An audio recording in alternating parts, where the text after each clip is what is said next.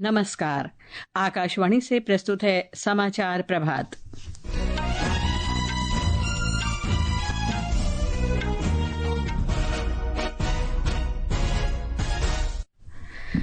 सरकार ने आतंकवाद से निपटने के भारत के संकल्प को दुनिया के सामने रखने के लिए विभिन्न देशों में 7 सर्वदलीय प्रतिनिधिमंडल भेजने की घोषणा की। गृह मंत्री अमित शाह ने ऑपरेशन सिंदूर को भारत की सुरक्षा नीति में एक निर्णायक कदम बताया। भारत ने बांग्लादेश से भूमि पतन के माध्यम से कुछ वस्तुओं के आयात पर नए प्रतिबंध लगाए। अंतर्राष्ट्रीय संग्रहालय दिवस पर देश भर में पुरातत्व सर्वेक्षण विभाग के स्मारकों और संग्रहालयों में आज प्रवेश निःशुल्क। इजरायल और हमास के बीच गाजा में चल रहे युद्ध को समाप्त करने के लिए बातचीत फिर शुरू। और आईपीएल क्रिकेट में रॉयल चैलेंजर्स बेंगलुरु के साथ मैच रद्द, मौजूदा चैंपियन कोलकाता नाइट राइडर्स प्रतियोगिता से बाहर। समाचार प्रभात के साथ मैं लवली निगम। सरकार ऑपरेशन सिंदूर के संदर्भ में पाकिस्तान समर्थित आतंकवाद के विरुद्ध भारत के दृष्टिकोण को प्रस्तुत करने के लिए विभिन्न देशों में 7 सर्वदलीय प्रतिनिधिमंडल भेज रही है। संसदीय कार्य मंत्री किरेन रिजिजू ने कल सोशल मीडिया पोस्ट में प्रतिनिधिमंडल में शामिल सांसदों की जानकारी दी। एक रिपोर्ट। यात्रा का उद्देश्य भारत की राष्ट्रीय सहमति और आतंकवाद से लड़ने के प्रति स्पष्ट दृष्टिकोण को विश्व के सामने रखना है। भारतीय जनता पार्टी के वैजयंत पांडा के नेतृत्व वाला प्रतिनिधिमंडल सऊदी अरब, बहरीन, कुवैत और अल्जीरिया जाएगा। भारतीय जनता पार्टी सांसद रविशंकर प्रसाद के नेतृत्व वाला प्रतिनिधिमंडल ब्रिटेन, फ्रांस, जर्मनी, यूरोपीय संघ, इटली और डेनमार्क का दौरा करेगा। जनता दल यूनाइटेड के सांसद संजय कुमार झा के नेतृत्व में तीसरा समूह इंडोनेशिया, मलेशिया, दक्षिण कोरिया, जापान और सिंगापुर की यात्रा करेगा। शिवसेना सांसद श्रीकांत एकनाथ शिंदे के नेतृत्व में चौथा समूह संयुक्त अरब अमीरात, लाइबेरिया, कोंगो और सिएरा लियोन का दौरा करेगा। कांग्रेस सांसद शशि थरूर के नेतृत्व वाला प्रतिनिधिमंडल अमेरिका, पनामा, गयाना, ब्राजील और कोलंबिया जाएगा। द्रविड़ मुनेत्र कड़गम सांसद कनिमोई करुणानिधि के नेतृत्व में छठा प्रतिनिधिमंडल स्पेन, ग्रीस, स्लोवेनिया, लातविया और रूस जाएगा। राष्ट्रवादी कांग्रेस पार्टी सांसद सुप्रिया सुले के नेतृत्व वाला समूह मिस्र, कतर, इथोपिया और दक्षिण अफ्रीका जाएगा। समाचार कक्ष से मैं मुकेश कुमार। गृह मंत्री अमित शाह ने कहा है कि ऑपरेशन सिंदूर देश की सुरक्षा नीति में एक निर्णायक कदम है। गुजरात के गांधीनगर में कल एक जनसभा में उन्होंने कहा कि प्रधानमंत्री नरेंद्र मोदी के नेतृत्व में सशस्त्र बलों ने आजादी के बाद पहली बार पाकिस्तान में 100 किलोमीटर अंदर घुसकर आतंकी ढांचे ध्वस्त किए। मोदी जी ने हर हमले का जवाब अपनी मक्कमता से दिया है कि आज पूरी दुनिया आश्चर्यचकित होकर देख रही है और पाकिस्तान भयभीत होकर उसका अनुभव कर रहा है। श्री अमित शाह आज अहमदाबाद नगर निगम की 1500 करोड़ रुपए से अधिक की लागत वाली विभिन्न परियोजनाओं का उद्घाटन और शिलान्यास करेंगे। वे अहमदाबाद के साइंस सिटी में गुजरात राज्य सहकारी संघ द्वारा आयोजित एक सम्मेलन को भी संबोधित करेंगे। एक रिपोर्ट। विकसित भारत में सहकारिता की भूमिका इस विषय पर आधारित यह सम्मेलन अंतर्राष्ट्रीय सहकारिता वर्ष के उत्सव के तहत आयोजित किया जा रहा है। इसका उद्देश्य सहकारिता मंत्रालय द्वारा उठाए गए विभिन्न कदमों की जानकारी प्रदान करना तथा राज्य में सहकारिता गतिविधियों को बढ़ावा देना है। इस सम्मेलन में गांव, तालुका, जिला तथा राज्य स्तर पर विभिन्न सहकारी संस्थाओं के सहकारी प्रतिनिधि हिस्सा लेंगे। बाद में श्री शाह मेहसाणा जिले के गोजारिया गाँव में नवनिर्मित नर्सिंग कॉलेज का उद्घाटन करेंगे और एक जनसभा को संबोधित करेंगे। दोपहर में श्री शाह मेहसाणा के सांदरा गांव में एक फ्रोजन आलू प्रसंस्करण संयंत्र का उद्घाटन करेंगे। शाम को वे फ्लाईओवर और आवास सहित अहमदाबाद नगर निगम की विभिन्न बुनियादी ढांचा परियोजनाओं का उद्घाटन और शिलान्यास करेंगे। वे विभिन्न केवीआईसी योजनाओं के लाभार्थियों को किट वितरित करेंगे। अपर्णा खूंट, आकाशवाणी समाचार, अहमदाबाद। आतंकवाद के विरुद्ध सशस्त्र बलों के ऑपरेशन सिंदूर की सफलता के बीच पूरा देश के जवानों के शौर्य और साहस को नमन कर रहा है। आकाशवाणी समाचार भी सशस्त्र बलों के सम्मान स्वरूप एक विशेष श्रृंखला प्रस्तुत कर रहा है। आज इस कड़ी में हम परमवीर चक्र विजेता ग्रेनेडियर योगेंद्र सिंह यादव का स्मरण कर रहे हैं। उन्होंने करगिल युद्ध में असाधारण बहादुरी का परिचय दिया था। उत्तर प्रदेश के बुलंदशहर जिले के निवासी ग्रेनेडियर योगेंद्र सिंह यादव सबसे कम उम्र के व्यक्ति हैं जिन्हें पाकिस्तान के खिलाफ कारगिल युद्ध के दौरान उनकी भूमिका के लिए सर्वोच्च युद्धकालीन वीरता पदक परमवीर चक्र से सम्मानित किया गया है। ग्रेनेडियर योगेंद्र सिंह यादव 3 और 4 जुलाई 1999 की रात को टाइगर हिल पर कब्जा करने के लिए घातक प्लाटून की अग्रणी टीम का हिस्सा थे। शीर्ष पर पहुंचने का रास्ता चट्टानी और बर्फ से ढका था। जोखिम की परवाह किए बिना उन्होंने स्वेच्छा से अपनी टीम का नेतृत्व किया। आधे रास्ते में एक दुश्मन बंकर ने उन्हें देख लिया और मशीन गन और रॉकेट से हमला कर दिया, जिससे कमांडर और उनके 2 साथी शहीद हो गए और प्लाटून रुक गई। स्थिति की गंभीरता को समझते हुए ग्रेनेडियर योगेंद्र सिंह यादव दुश्मन के ठिकाने तक रेंगते हुए पहुंचे और इस प्रक्रिया में कई बार घायल भी हुए। अपनी चोटों और दुश्मन की गोलियों की बौछार के बावजूद वे दुश्मन के ठिकानों की ओर चढ़ते रहे और ग्रेनेड फेंकते हुए अपने हथियार से लगातार फायरिंग करते हुए उन्होंने 4 दुश्मन सैनिकों को मार गिराया। उनके वीरतापूर्ण कार्य से प्रेरित होकर प्लाटून ने नए जोश के साथ अन्य ठिकानों पर हमला किया और टाइगर हिल टॉप पर कब्जा कर लिया। 2021 में 75वें स्वतंत्रता दिवस के अवसर पर योगेंद्र सिंह यादव को राष्ट्रपति द्वारा मानद कैप्टन की उपाधि से सम्मानित किया गया। राष्ट्र उन्हें सलाम करता है। अनुपम मिश्र, आकाशवाणी समाचार, दिल्ली।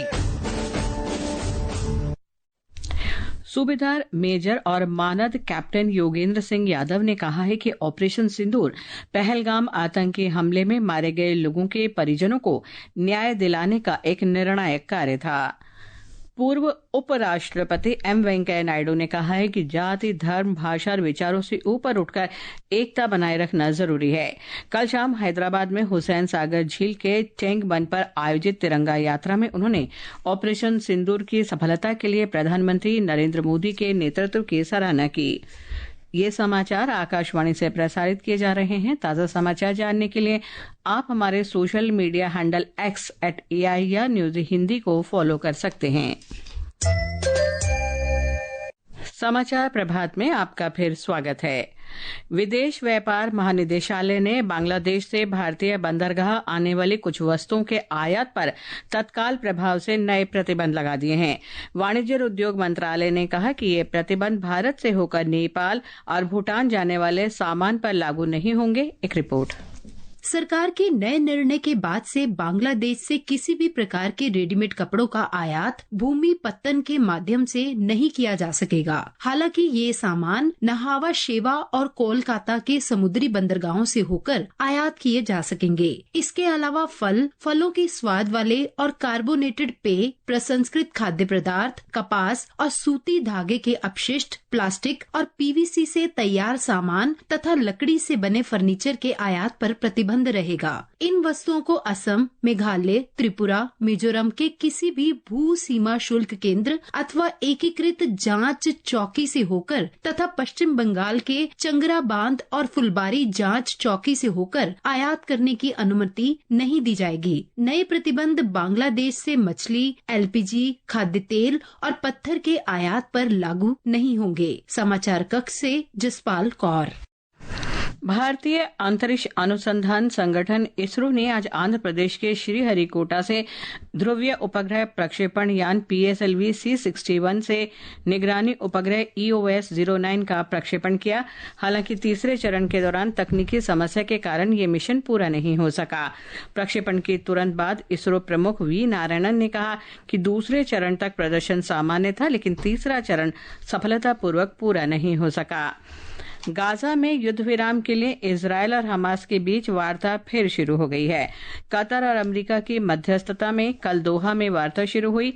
हमास ने 60 दिन के युद्ध विराम और इजरायल द्वारा फलस्तीनी कैदियों की रिहाई के बदले 9 बंधकों की रिहाई पर सहमति व्यक्त की है। इजरायल ने अब भी इस प्रस्ताव पर कोई प्रतिक्रिया नहीं दी है, लेकिन कहा है कि इजरायल कतर में वार्ता से पहले गाजा से सैनिकों को वापस नहीं बुलाएगा और न ही युद्ध समाप्ति का वादा करेगा। इजरायल के रक्षा मंत्री ने कहा है कि हमास को खत्म करने का उद्देश्य पूरा होने तक नया सैन्य अभियान जारी रहेगा। आज अंतर्राष्ट्रीय संग्रहालय दिवस है।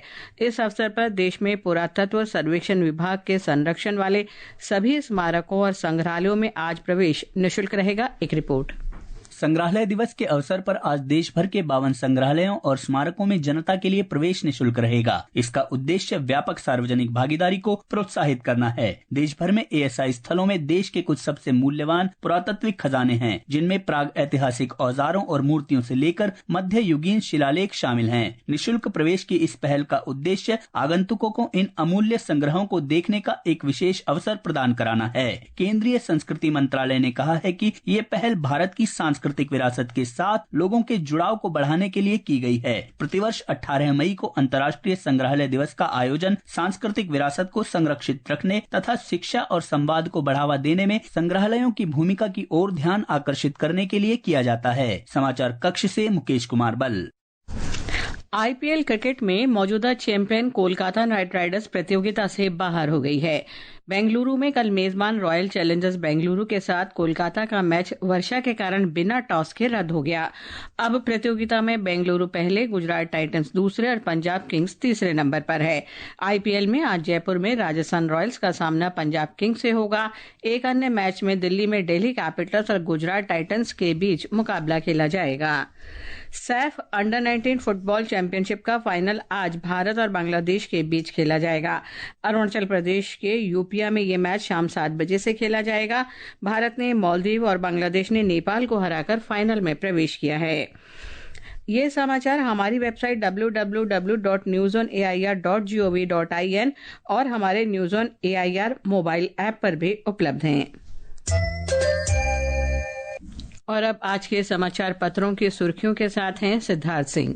धन्यवाद लवलीन। ऑपरेशन सिंदूर के लिए वैश्विक समर्थन जुटाने की भारत की कवायद को सभी अखबारों ने प्रमुखता दी है। राष्ट्रीय सहारा की सुर्खी है, पाकिस्तान को बेनकाब करेंगी 60 टीमें। हरिभूमि कहता है, इस महीने के अंत में UN सुरक्षा परिषद सहित अन्य सहयोगी देशों की यात्रा पर निकलेंगे। सर्वदलीय प्रतिनिधिमंडल 7 राजनीतिक दिग्गजों की अगुवाई में दुनिया में गूंजेगी भारत की आतंकवाद पर जीरो टॉलरेंस नीति। जासूसी के आरोप में यूट्यूबर सहित 6 लोगों की गिरफ्तारी को नवभारत टाइम्स सहित सभी अखबारों ने प्रमुखता से लिया है। पत्र के अनुसार सभी आरोपी पंजाब और हरियाणा के रहने वाले हैं। आम आदमी पार्टी के 15 पार्षदों ने बनाई नई पार्टी शीर्षक से दैनिक जागरण ने लिखा है कि आपका लगातार हो रहा पतन, अस्तित्व पर है संकट। केंद्रीय माध्यमिक शिक्षा बोर्ड CBSE का डायबिटीज और बढ़ते मोटापे के खिलाफ पहल के अंतर्गत स्कूलों में शुगर बोर्ड लगाने को दैनिक भास्कर ने प्रमुखता से देते हुए लिखा है, इसके जरिए छात्रों को चीनी के खतरों और सही खानपान के लिए जागरूक करने और वर्कशॉप करने को कहा गया है। धन्यवाद सिद्धार्थ। और अंत में मुख्य समाचार एक बार फिर। सरकार ने आतंकवाद से निपटने के भारत के संकल्प को दुनिया के सामने रखने के लिए विभिन्न देशों में 7 सर्वदलीय प्रतिनिधिमंडल भेजने की घोषणा की। गृह मंत्री अमित शाह ने ऑपरेशन सिंदूर को भारत की सुरक्षा नीति में एक महत्वपूर्ण मोड़ बताया। भारत ने बांग्लादेश से भूमि पत्तन के माध्यम से कुछ वस्तुओं के आयात पर नए प्रतिबंध लगाए। अंतर्राष्ट्रीय संग्रहालय दिवस पर देश भर में पुरातत्व सर्वेक्षण विभाग के स्मारकों और संग्रहालयों में आज प्रवेश निःशुल्क। IPL क्रिकेट में रॉयल चैलेंजर्स बेंगलुरु के साथ मैच रद्द, मौजूदा चैंपियन कोलकाता नाइट राइडर्स प्रतियोगिता से बाहर। इसके साथ ही समाचार प्रभात का ये अंक समाप्त हुआ। नमस्कार।